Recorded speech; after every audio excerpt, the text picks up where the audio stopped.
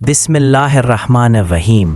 السلام علیکم ناظرین، آپ دیکھ رہے ہیں اسکوپ ٹرینڈز ہورائزن، جہاں ہم تاریخ، علم اور ایمان کے ان پہلوؤں کو اجاگر کرتے ہیں جو انسان کو حقیقت کائنات کے قریب لے آتے ہیں۔ گزشتہ قسط میں ہم نے جانا کہ کس طرح ڈاکٹر عبدالسلام نے قرآن حکیم کی روشنی میں کائنات کے اسرار کو سمجھنے کی کوشش کی۔ آج ہم ان کے ایمان، سائنسی جدوجہد اور ان چیلنجز کی داستان سنیں گے جنہوں نے انہیں ایک انسانی علم کا چراغ بنا دیا۔ نیران فلک کی وسطوں میں انسان صدیوں سے ایک سوال کے تعاقب میں ہے، میں کون ہوں اور یہ کائنات کیا ہے؟ یہی سوال ایک ایسے انسان کے دل میں بھی تڑپ بن کر جاگا جو برصغیر کے ایک چھوٹے سے گاؤں جنگ میں پیدا ہوا اور جس نے اپنی نگاہوں میں آسمانوں کے راز چھپا رکھے تھے۔ ڈاکٹر محمد عبدالسلام، ایک ایسا نام جو علم، ایمان اور انسانیت کے سنگم پر کھڑا نظر آتا ہے۔ وہ محض ایک سائنسدان نہیں تھے، بلکہ ایک فکری مجاہد، ایک ایسا روحانی عقل مند جس نے قرآن اور کوانٹم فزکس کے درمیان پل باندھنے کی کوشش کی۔ ڈاکٹر عبدالسلام کے نزدیک علم کا سفر محض تجربات کا نہیں تھا، یہ تو خدا کی تخلیق کے راز کو کھولنے کی کوشش تھی۔ وہ کہا کرتے تھے، میں جب کسی سائنسی قانون کو سمجھتا ہوں تو میرے ایمان میں اضافہ ہوتا ہے، کیونکہ میں اس خالق کی قدرت کو قریب سے دیکھتا ہوں جس نے یہ نظام بنایا۔ ان کے لیے سائنس عبادت تھی، لیبارٹری ان کے لیے ایک مسجد تھی جہاں وہ فارمولوں کے ذریعے خدا کی حمد کرتے تھے۔ ان کا کہنا تھا کہ اگر قرآن ہمیں غور و فکر کی دعوت دیتا ہے تو پھر سائنس دراصل اس غور و فکر کی عملی صورت ہے۔ یہی سوچ انہیں ان سائنسدانوں سے ممتاز کرتی تھی جو مذہب کو عقل کا دشمن سمجھتے تھے۔ عبدالسلام نے دکھایا کہ ایمان اور عقل ایک ہی سمت میں سفر کر سکتے ہیں، اگر نیت سمجھنے کی ہو، جھٹلانے کی نہیں۔ 1950 اور 60 کی دہائی فزکس کی دنیا میں ایک ہلچل تھی۔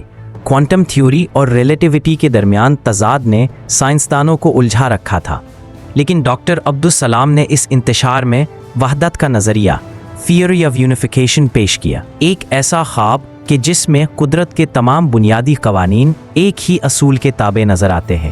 یہ نظریہ بعد میں الیکٹرو ویک تھیوری کہلایا اور اسی پر انہیں نوبیل انعام ملا۔ وہ پہلا مسلمان سائنسدان بنے جس نے جدید فزکس میں ایک نیا دروازہ کھولا۔ لیکن اگر آپ ان سے پوچھتے کہ یہ کامیابی کس کی بدولت ہے تو وہ مسکرا کر کہتے، یہ سب کچھ اس خدا کا کرم ہے جس نے انسان کو سوچنے، جاننے اور دریافت کرنے کی قوت دی۔ ان کے دفتر کی دیوار پر ہمیشہ ایک قرآنی آیت لکھی ہوتی تھی، وَعَلَّمَ آدَمَ الْأَسْمَاءَ كُلَّهَا، اور اللہ نے آدم کو تمام چیزوں کے نام سکھائے۔ یہ آیت ان کے نزدیک علم انسانی کی اصل بنیاد تھی کہ انسان خدا کے علم کا مظہر ہے۔ عبدالسلام جانتے تھے کہ ترقی یافتہ دنیا اور غریب ممالک کے درمیان ایک بڑا سائنسی فاصلہ ہے۔ انہوں نے فیصلہ کیا کہ وہ اس خلا کو پر کریں گے۔ یوں انہوں نے 1964 میں اٹلی کے شہر ٹریسٹ میں international centre for theoretical physics (ICTP) قائم کیا۔ یہ ادارہ ان کے خواب کی عملی تعبیر تھا، ایک ایسی پناہ گاہ جہاں تیسری دنیا کے سائنسدان آ کر علم کے چراغ روشن کر سکے۔ ان کے شاگرد کہتے ہیں، ڈاکٹر عبدالسلام ہمیں صرف فزکس نہیں سکھاتے تھے، وہ ہمیں سکھاتے تھے کہ علم کی خدمت عبادت ہے اور ہر تجربہ خدا کی نشانی ہے۔ ان کے لیکچرز میں اکثر قرآن، فلسفہ اور سائنس ایک ساتھ گھل جاتے تھے۔ وہ کہتے، کائنات کے قوانین کو سمجھنا دراصل کن کے مفہوم کو سمجھنے کی کوشش ہے، لیکن دنیا ہمیشہ روشن دماغوں کے ساتھ انصاف نہیں کرتی۔ جب عبدالسلام کے مذہبی عقائد پر تنقید شروع ہوئی تو انہیں اپنے ہی وطن پاکستان میں مخالفت، بائیکاٹ اور بے اعتنائی کا سامنا کرنا پڑا۔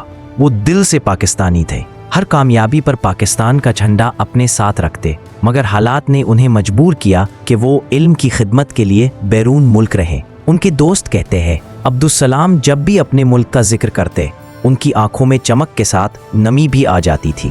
ایک انٹرویو میں انہوں نے کہا، میں نے کبھی علم کو نفرت یا سیاست کے تابع نہیں کیا۔ علم ایک نور ہے اور نور ہمیشہ سرحدوں سے ماورا رہتا ہے۔ 1969 کا وہ لمحہ تاریخ میں ثبت ہو گیا جب ایک مسلمان سائنسدان نوبیل انعام لینے اسٹیج پر پہنچا اور اس نے کسی فلسفیانہ اقتباس سے نہیں بلکہ قرآن کی آیت سے اپنی تقریر کا آغاز کیا۔ سبحان الذی خلق الازواج کلها مما تنبت الارض ومن انفسهم ومما لا يعلمون۔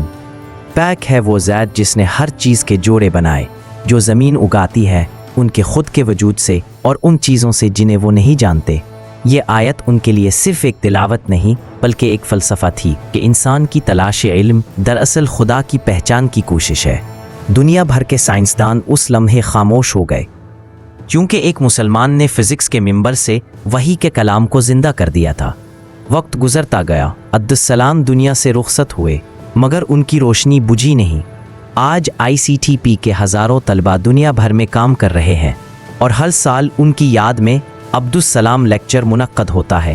ان کے مقبرے پر ایک سادہ سا جملہ لکھا ہے: He believed that science is the shared heritage of all mankind۔ لیکن حقیقت میں وہ شخص جس نے سائنس کو ایمان کے رنگ میں دیکھا ہمیں یاد دلاتا ہے کہ علم صرف عقل نہیں، یہ روح کا سفر ہے۔ دوستو، ڈاکٹر عبدالسلام کی زندگی ہمیں یہ سکھاتی ہے کہ سائنس ایمان کی ضد نہیں بلکہ اس کی توسیع ہے۔ اگر نیت میں خلوص، دل میں جستجو اور دماغ میں روشنی ہو تو ہر فارمولا دراصل فہم خدا کی ایک آیت بن جاتا ہے۔ یہ تھی اسکوپ ٹرینڈز ہورائزن کی آج کی قسط۔